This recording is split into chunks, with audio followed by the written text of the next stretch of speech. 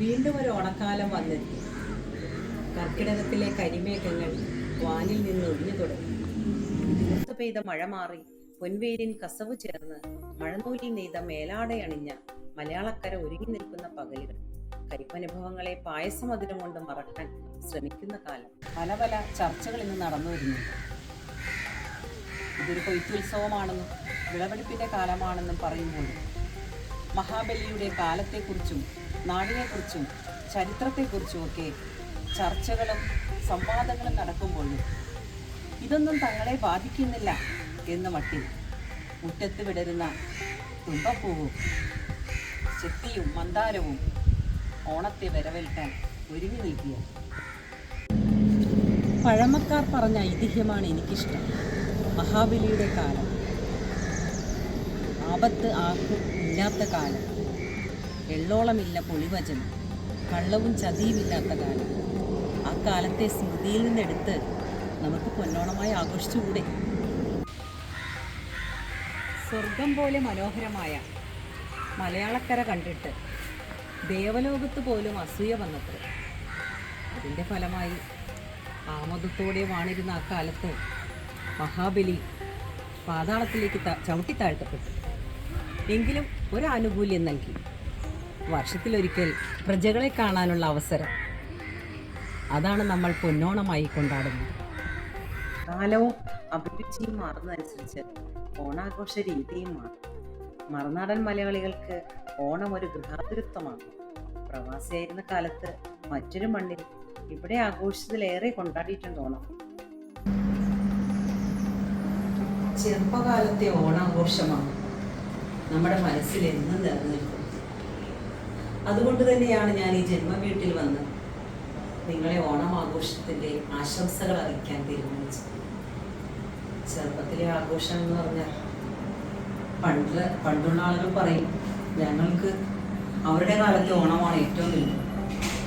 പക്ഷേ എന്നെ സംബന്ധിച്ച് ഈ വീട്ടിൽ വെച്ച് നടന്ന ഓണാഘോഷങ്ങൾ എന്നും സ്മൃതി മണ്ഡപത്തിൽ നിറഞ്ഞു നിൽക്കുകയാണ്. ഓണപ്പാട്ടുകൾ ഒഴുകി വരുന്ന ട്രാൻസിസ്റ്റർ റേഡിയോ വെച്ച് ആ ഗാനങ്ങളിൽ അലിഞ്ഞിരുന്ന കാലം.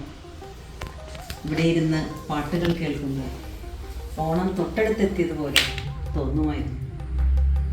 ആ ഒരു കാലത്തിൻ്റെ ഓർമ്മ ഏത് നാട്ടിൽ പോയാലും എവിടെ ജീവിച്ചാലും മറക്കാനാവാത്തത്.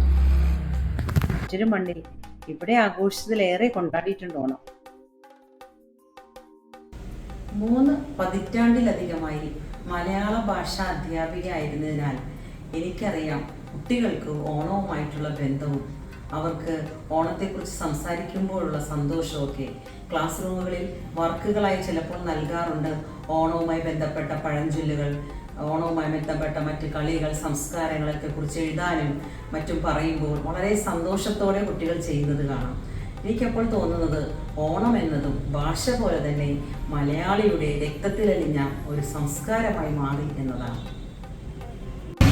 കുതിച്ചുപായലിനിടയിലും ഓണം ആഘോഷിക്കാൻ ഇന്നത്തെ തലമുറയ്ക്ക് നല്ല താല്പര്യമുണ്ട്.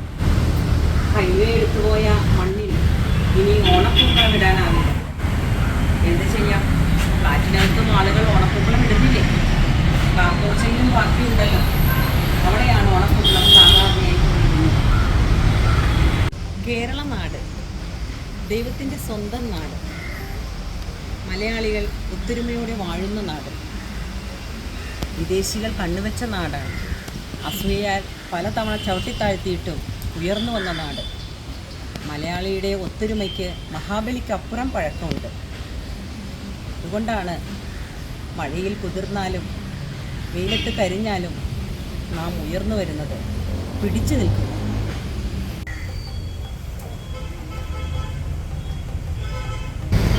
വരും തലമുറ രീതികളിൽ മാറ്റം വരുത്തിയാലും പൊന്നോണത്തെ ഏതു നാട്ടിലാണെങ്കിലും വരവേൽക്കുമെന്ന് എനിക്ക് ഉറപ്പില്ല.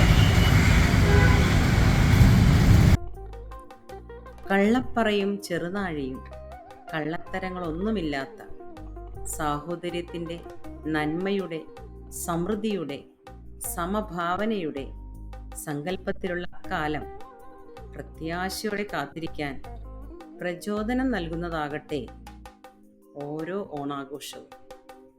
ലോകമെമ്പാടുമുള്ള എല്ലാ മലയാളികൾക്കും നല്ലൊരു ഓണക്കാലം സ്നേഹത്തോടെ ആശംസിക്കുന്നു.